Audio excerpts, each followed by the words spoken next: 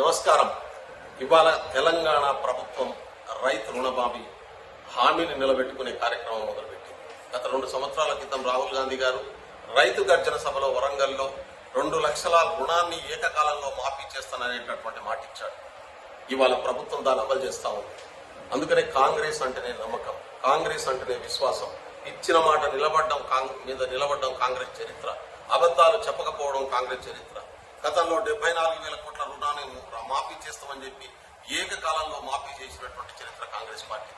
ఇవాళ ఇచ్చినటువంటి మాట ప్రకారం ఇవాళ 31,000 కోట్ల రూపాయలు ఒక తెలంగాణలో రైతు రుణాన్ని మాఫీ చేసి ఈ దేశంలో రైతుకు అండగా నిలబడేది కాంగ్రెస్ ప్రభుత్వాలనే విషయాన్ని మరొక్కసారి కాంగ్రెస్ పార్టీ నిరూపిస్తుంది.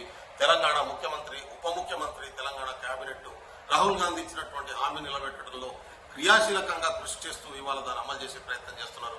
నా తరఫున, తెలంగాణ రైతు బిడ్డగా, రైతు సోదరుల తరఫున గౌరవ ముఖ్యమంత్రి గారికి, ఉప ముఖ్యమంత్రి గారికి, రాష్ట్ర ప్రభుత్వానికి ప్రత్యేక ధన్యవాదాలు తెలియజేస్తా ఉన్నాను.